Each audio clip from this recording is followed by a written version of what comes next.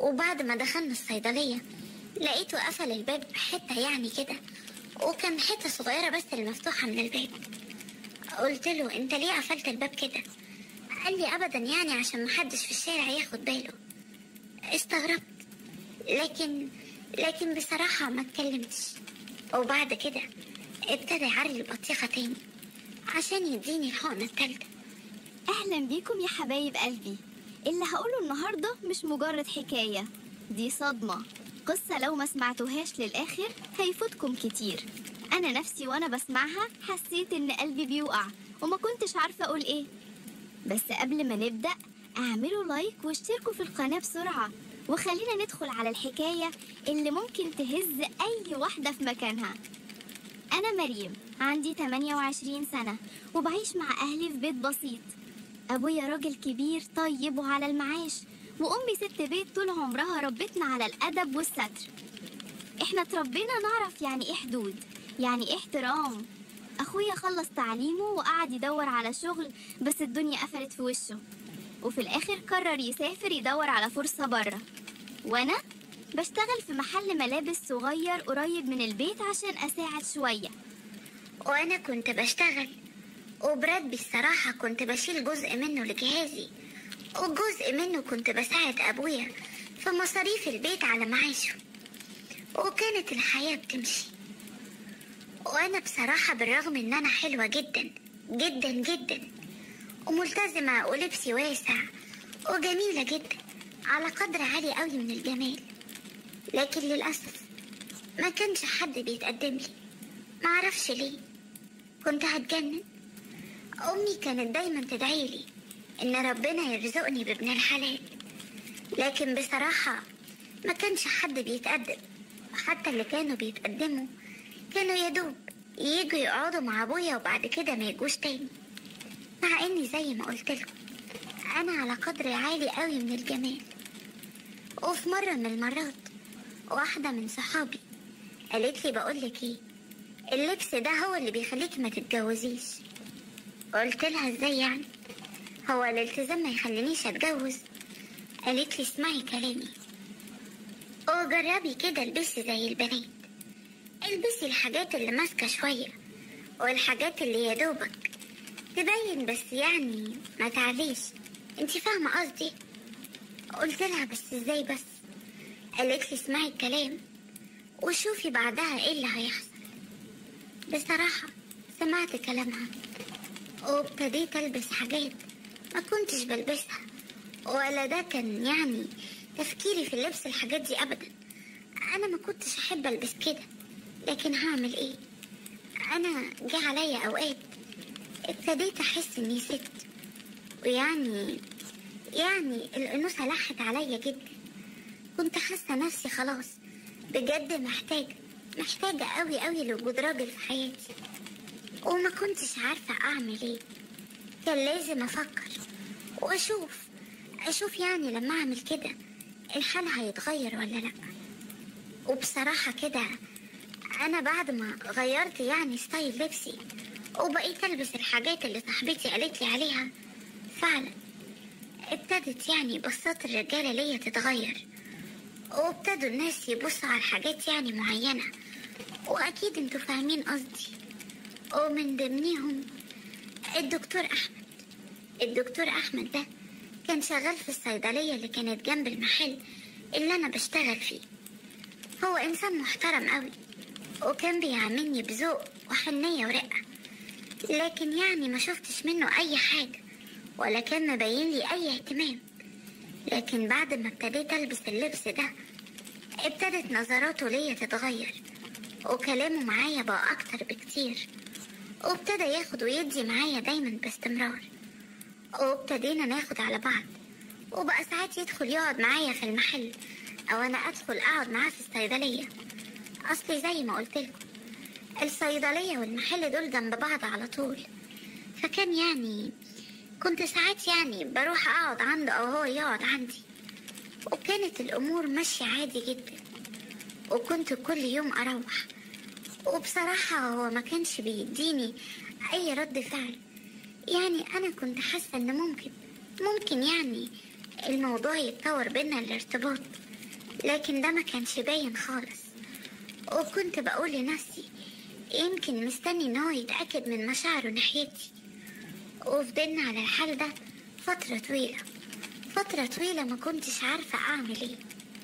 وكنت كل يوم اتحجج عشان اتكلم معاه او اي حاجة. وفي وقت قصير جدا بقى معانا ارقام بعض، وبقينا كمان بنتكلم. وفي مرة من المرات نزلت افتح المحل زي كل يوم، ولما دخلت الصيدلية بعد ما فتحت المحل لقيت واحد تاني خالص هو اللي موجود في الصيدلية. استغربت قوي وسألت أمال فين دكتور أحمد؟ هو أجازة النهاردة؟ رد الشخص ده وقال لي لا والله هو مسافر. قلت له مسافر فين؟ قال لي مسافر البلد يعني، وإن شاء الله شهر وهيجي. قلت له شهر؟ قال لي لو حضرتك محتاجة أي حاجة أنا ممكن أساعد. قلت له لا شكرا، احنا جيران واصحاب، وقلت اجي اسأل عليه. اصل انا متعودة انه بيبقى موجود كل يوم، علشان كده يعني قلت ان ادخل واسأل. وبعديها شكرته ومشيت. قعدت طول اليوم ده وانا زعلانة جدا ومتغاظة قوي.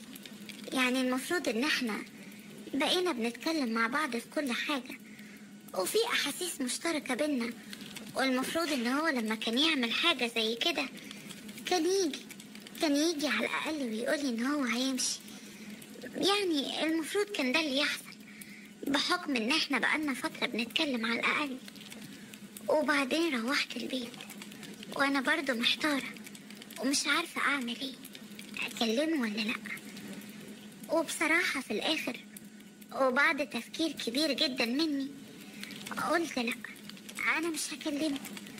المفروض ان هو يكلمني، واكيد بكرة ولا حاجة هيكلمني. وقمت تاني يوم من النوم مسروعة على التليفون، مسكته لكن ما لقيتش منه اي حاجة، ولا رسالة ولا حتى اتصال.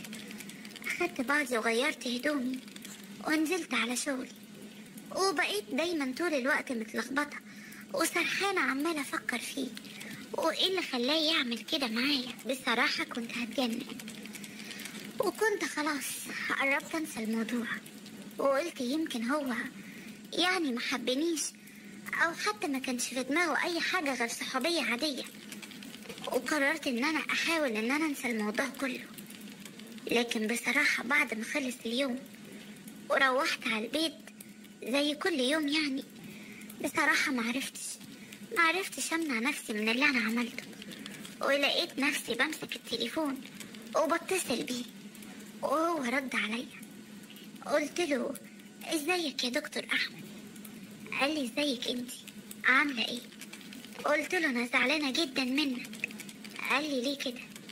قلت له ازاي تمشي وما تقوليش؟ هو احنا يعني مش بينا عشرة وعيش وملح؟ والمفروض ان انت كنت تقولي يعني كنت تقولي ان انت هتسافر. اصل بصراحة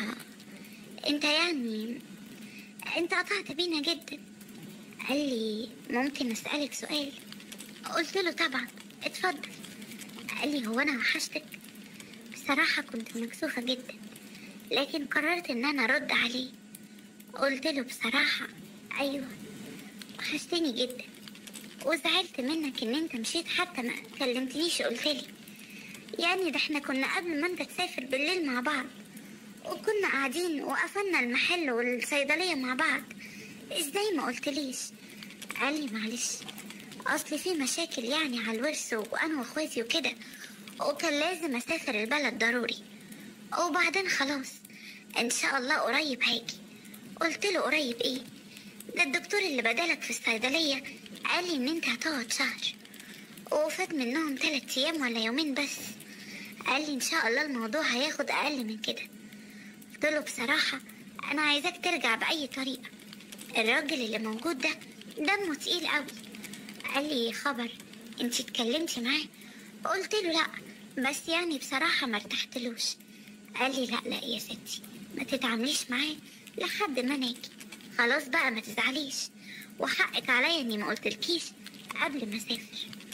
قلت له خلاص انا مش زعلانة، بس بقولك ايه، ما تعملش فيا كده تاني. قال لي حاضر، مش هعمل كده تاني، بس يا ريت كل يوم تطمنيني عليكي يعني لحد ما اجي، ولا انتي مش عايزة تكلميني تاني؟ قلت له يا خبر، لا طبعا هكلمك كل يوم. وفعلا بعد المكالمة دي بقينا بنتكلم على طول وباستمرار، ليل ونهار، صبح وليل. مش قادرة اقول لكم، انا بصراحة ما كنتش عارفة اعيش حياتي من غيره. خلاص اخدت على وجوده، وكنت عارفة ومتأكدة ان يعني خلاص انا بالنسبة له بقيت حبيبته، والموضوع مجرد وقت. وفعلا ابتدى نتكلم كل يوم كالعادة، لحد ما في يوم وانا نازلة للشغل يعني ابتديت احس بدوخة فظيعة، وما كنتش قادرة اقف على رجلي، لدرجة ان انا كلمت صاحب المحل واستأذنت منه ان انا مش هقدر اجي النهاردة، ورجعت تاني على البيت. وبعد شوية لقيت دكتور احمد بيكلمني، قال لي ايه فينك؟ ايه يعني كنت مستني انك توصلي المحل وتفتحي وتكلميني، ما كلمتنيش ليه؟ قلت له بصراحة انا حاسة بشوية تعب ودوخة، علشان كده ما روحتش. قال لي ازاي ده؟ طب ما تروحي تكشفي. قلت له لا، الموضوع مش مستاهل. قال لي انت هتسمعي الكلام ولا لا؟ صدقيني انا هزعل منك جدا. قلت له حاضر، هروح اكشف. وفعلا رحت، لكن لما رحت اكشف الدكتور طلب مني تحاليل واشاعات وحاجات كتير قوي كده، وانا بصراحة ما كانش معايا في الوقت ده فلوس، وكان لسه يعني شوية على ميعاد قبضي، وكمان بابا انا ما اقدرش احمله حاجة زي كده فوق مقدرته. فلما كلمت الدكتور احمد تاني قال لي ايه طمنيني، عملتي ايه؟ قلت له ابدا، الدكتور كتب لي على اشاعات وتحاليل اعملها ضروري. قال لي تمام، ما رحتيش عملتيهم؟ قلت له لا. قال لي ليه، هتروحي بكرة؟ قلت له ولا بكرة، يعني ممكن لآخر الشهر ابقى اروح اعمله. قال لي اخر الشهر؟ قلت له ايوه. قال لي وايه اللي هيقعدك لاخر الشهر؟ قلت له يعني اصل يعني. قال لي ما تتكلمي. قلت له بصراحة انا لسه ما قبضتش، وبعدين يعني لسه قدامي شوية، ومعيش ان انا اروح اعمل الحاجات دي شكلها غالية جدا. قال لي ايه الكلام الفارغ ده، انتي ازاي ما تطلبيش طيب مني حاجة لما تكوني محتاجاها؟ قلت له لا والله مش هينفع، اصل يعني الموضوع مش محتاج كل ده، وانا حتى مستاهل. انا يعني تلاقيه ارهاق من الشغل ولا حاجة، وانا هبقى كويسة. قال لي بقولك ايه، بطلي عبط وهبل والكلام اللي انتي بتقوليه ده، انا هبعتلك دلوقتي على كاش، وانتي بقى تستلمي الحوالة دي وتروحي تعملي كل الحاجات اللي انتي محتاجاها، التحاليل واشاعات وكل الحاجات دي. انتي سامعة ولا لا؟ وكمان هبعتلك بالزيادة علشان تقدري تجيبي الأدوية اللي انتي هتحتاجيها. قلت له صدقني مش هينفع. قال لي اسمعي الكلام بقى، انا مش كل يوم هفضل اتكلم ان احنا خلاص بقينا واحد. يلا اقفلي واستني مني الحوالة. فعلا قفلت معاه وكنت مكسوفة جدا. بصراحة أول مرة أتحط في موقف زي ده، أو حتى آخد من حد حاجة، أو يعني أستلف فلوس أو الكلام ده كله، وما كنتش عارفة أقول له إيه. لكن قلت بيني وبين نفسي إن هو لما يكلمني تاني هقول له إن الفلوس دي هردها له أول ما أقبض. وبعد شوية لقيت رسالة بالمبلغ اللي بعتهولي، وبصراحة كان مبلغ كبير شوية. وبعد شوية كلمني قال لي الفلوس وصلت لك؟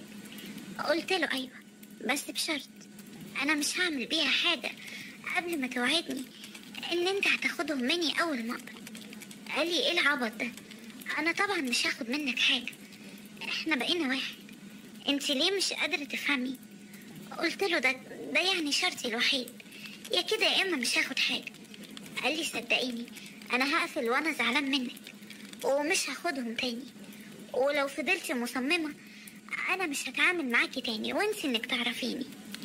بصراحة أنا كنت اتعلقت بيه، كنت حاسة إن هو خلاص كل حاجة بالنسبة لي، وقلت لنفسي معلش ابقى اعوضها له بهدية ولا اي حاجة، يعني عشان ما زعلهوش مني، وان انا احسسه برضو ان هو من حقه يعني يجيب لي اي حاجة. وفعلا قلت له خلاص انا هاخد الفلوس دي. خدت الفلوس ورحت عملت الاشاعات والتحاليل، ولما رجعت للدكتور قال لي ان انا عندي شوية انيميا ومحتاجة شوية فيتامين وحاجات وكده، وكتب لي على فيتامين ومقويات، وكتب لي كمان على 3 حقن. وبصراحة انا ما بحبش الحقن دي ابدا، بخاف منها بصراحة وما بحبهاش. وبعدين الحقن دي يعني كانت هتتاخد يعني في البطيخة، وانا ما بحبش كده ابدا. واليوم ده كلمني عشان يطمن ويشوفني عملت ايه، وحكيت له على اللي حصل، وقلت له ان كمان كتب لي 3 حقن. قال لي طب بسيطة خديهم وان شاء الله هتبقي كويسة. وكان عدى خلاص الشهر، وكان فاضله كام يوم ويخلص، تقريبا 3 ايام. وبعدين لقيته بيقول لي انتي ممكن تاخديها في نفس الصيدلية والدكتور الموجود يديهم لك. قلت له لا مش هينفع. قال لي ليه كده؟ قلت له عشان انا ما بحبش الحقن. قال لي انتي هتعملي زي الاطفال ولا ايه؟ طب بقولك ايه، انا كلها يومين وراجع، وانا هديهم لك بنفسي ماشي؟ قلت له بس يعني. قال لي ما بسش، يلا روحي هاتي الادوية وخليها عندك، خدي المقويات والفيتامينات والحقن سيبيها لي لما اجي وانا اللي هديهم لك.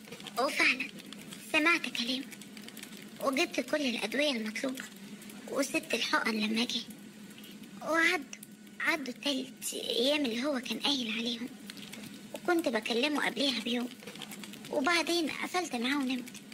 وتاني يوم نزلت عشان افتح المحل كالعادة يعني، وفعلا لقيت دكتور احمد موجود في الصيدلية.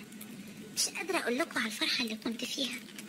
دخلت سلمت عليه وسألني على الحقن عشان يديها لي، لكن انا قلت له ان هي لسه في البيت وان انا ما بحبهاش، ما بحبش الحقن.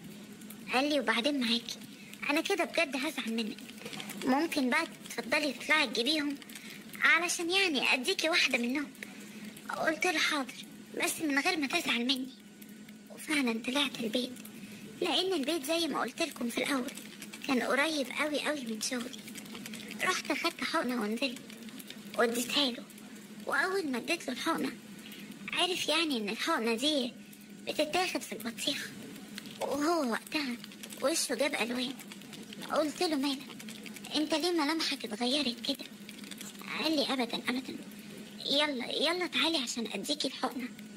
وطبعا كان في حتة هو حاطط عليها حاجة زي الستارة كده علشان يدي وراها الحقن، واللي موجود في الشارع ما يشوفش يعني. وفعلا اداني الحقنة، لكن انا كنت مكسوفة جدا. اول يعني ما عمل كده فضلت واقفة شوية، وبصراحة انا محسيتش بايده، لدرجة ان انا سألته قلت له هو انت هتفضل واقف تتفرج على البطيخة كده كتير ولا ايه؟ قال لي انا خلاص اديتها لك من شوية. كنت مكسوفة جدا، عدلت هدومي بسرعة وبعدين خرجت، رحت على المحل. وبعديها بشوية هو جاب فطار وجي فطر معايا، وقعدنا نفطر سوا. وعدى اليوم واحنا مروحين قال لي ما تنسيش تجيبي معاكي بكرة الحقنة التانية. قلت له حاضر، وفعلا جبتها معايا. وتاني يوم بعد يعني ما فتحنا المحلات وكده، وبعد شوية لقيته بينادي عليا علشان يديني الحقنة التانية. وبعدين لقيته بيقول لي انتي مالك مكسوفة كده ليه؟ قلت له ابدا. وابتدى يعني ان انا اعلي البطيخة وكده، وهو ابتدى يخبط عليها بايديه. ولقيته بيقول لي تعرفي ان انتي حلوة قوي.